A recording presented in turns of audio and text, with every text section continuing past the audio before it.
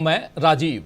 दोस्तों, बीजेपी के सामने इस समय परेशानियों का अंबार लग चुका है। जी हां, बिल्कुल सही आप सुन रहे हैं। बीजेपी के सामने परेशानियों का अंबार लग चुका है।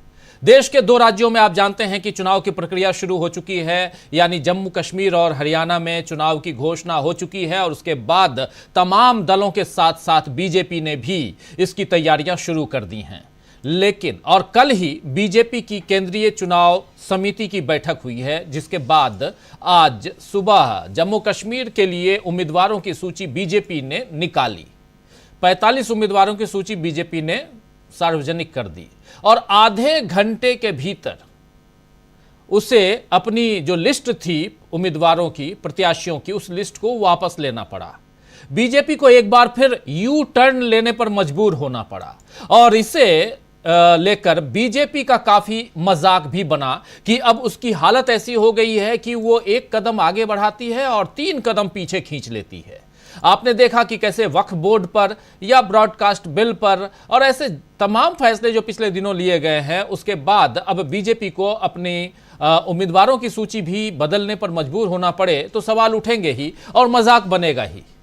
लेकिन इतना ही काफी नहीं था कि आज दोपहर जम्मू के बीजेपी दफ्तर में जिस तरह कैंडिडेट लिस्ट को लेकर कार्यकर्ताओं ने हंगामा खड़ा कर दिया, उससे बीजेपी के भीतर का खोखलापन खुलकर सामने आ गया है।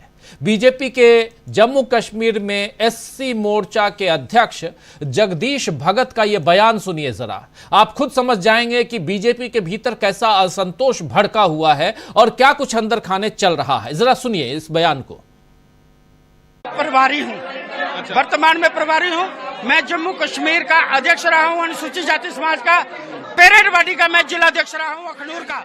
इसलिए मैं और जो मेरे कार्यकर्ता पूरे अभी प्रगवाल से लोग आ रहे हैं, अखनूर से लोग आ रहे हैं, जोड़ियों से लोग आ रहे हैं। वो क्या रोष प्रकट कर रहे हैं? मेरा रोष प्रकट होना ही है। मैं 18 साल से, जैसे एक बच्चा स्कूल में निकल के जाता है, मैं सुबह से लेकर शाम तक भारतीय जनता पार्टी का कार्यकर्ता था और पूरा दिन समाज को जोड़ने के लिए, जिस टाइम पे मैंने अपने घर में झंडा लगाया था, लोग भारतीय जनता पार्टी का झंडा नहीं लगाते थे अपने घर में। ठीक है, आज मेरे साथ नाइंसाफी हुई है। कल जो पैराशूट से एसएसपी मोहनलाल की परसों ज्वाइनिंग होती है जहाँ पे, और आज उसका मैंडेट दिया जाता है। अगर ये मैंडेट नहीं बदला गया तो इसका खामियाजा भारतीय जनता पार्टी को भुगतना पड़ेगा। क्या आप प्रोटेस्ट करेंगे या क्या? प्रोटेस्ट कार्यकर्ता करेंगे, भारतीय जनता पार्टी के कार्यकर्ता हैं, पार्टी के अंदर रह के ही विरोध करेंगे। आप क्या चाहते हैं कि ये मैंडेट बदला जाए, ये मैंडेट बदला जाए। तो ये भारतीय जनता पार्टी के एससी मोर्चा के अध्यक्ष हैं और जम्मू कश्मीर के, जम्मू रीजन के।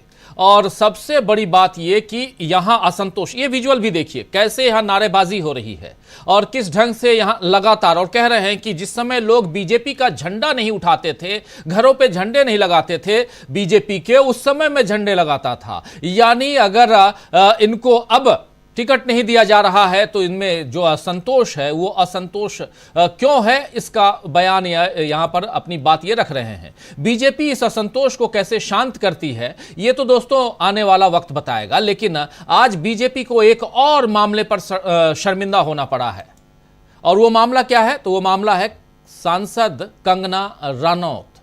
कंगना रनौत फिल्म एक्ट्रेस भी हैं और सांसद भी बन चुकी हैं और कल उन्होंने एक बयान दिया था एक इंटरव्यू में। उस बयान में उन्होंने कहा था कि किसान आंदोलन में महिलाओं के साथ बलात्कार का गंभीर आरोप उस समय लगाया था। उन्होंने बहुत सारी बातें कही, उनकी बातों को यहां रखना मैं समझता हूं कि उसकी जरूरत नहीं है। लेकिन ये जो बीजेपी की तरफ से जो प्रेस रिलीज है, इसको आप तक रखना जरूरी है और इसके बाद आप समझ जाएंगे कि क्या कुछ कंगना रनौत ने कहा था। जरा पढ़ के सुनाता हूं।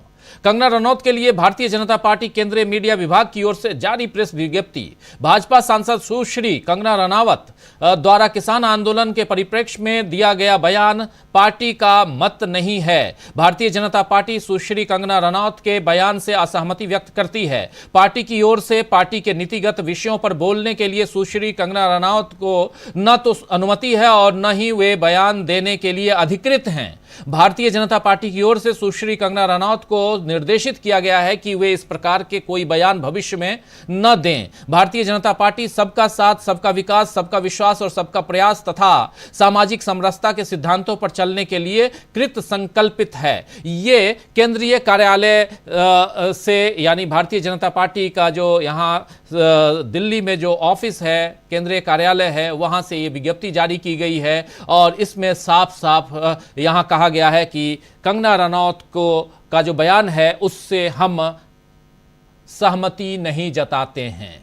अपने आप में ये बहुत बड़ी बात है, इसलिए क्योंकि किसानों के मामले में, अमेरिका और चीन के दखल के मामले में, इन सब मामले में कंगना रनौत ने कल बयान दिया था, जिस पर कांग्रेस ने बीजेपी से जवाब मांगा कि वो बताए कि ये बीजेपी का आधिकारिक स्टैंड है या नहीं है। और अब बीजेपी ने इस पर अपना पक्ष रखा है कि कंगना रनौत को इस तरह के बयान देने की अनुमति नहीं है और न ही वो इसके लिए अधिकृत हैं। ये अभी आपने देख लिया, देख ही रहे हैं आप स्क्रीन पर। यानी बीजेपी ने अपने ही सांसद के बयान से पल्ला झाड़ लिया है और इसे भी एक तरह से यू टर्न ही कहा जा सकता है। दोस्तों, कंगना रनौत अब बीजेपी के लिए कितनी उपयोगी साबित होती हैं, यह भी अब देखना दिलचस्प होगा। इधर बीजेपी के अपने ही उसकी परेशानियां बढ़ा रहे हैं और साथ ही एनडीए के साथी भी कई मुद्दों पर अपनी अलग अलग राय रख रहे हैं।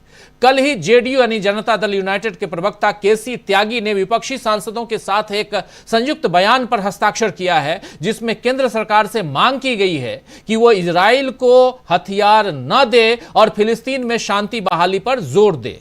आपको बता दूं कि इस बयान पर समाजवादी पार्टी, आम आदमी पार्टी और कांग्रेस जैसे तमाम विपक्षी दलों के सांसदों और पूर्व सांसदों के हस्ताक्षर हैं और उसमें अब जनता दल यूनाइटेड यानी जेडीयू भी, नीतीश कुमार की पार्टी भी इसमें शामिल हो गई है। एनडीए और बीजेपी के भीतर ही अब कई मुद्दों पर असहमति और असंतोष दिख रहा है।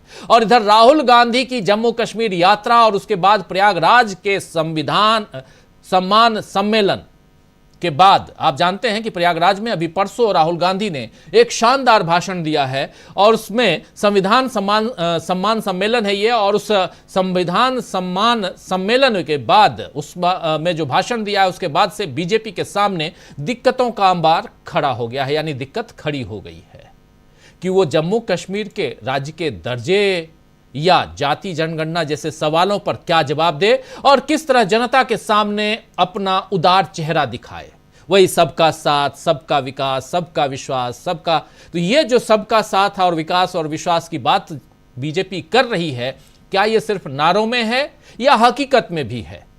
नागरिक, देश की जनता जो है वो अच्छी तरह से जान रही है।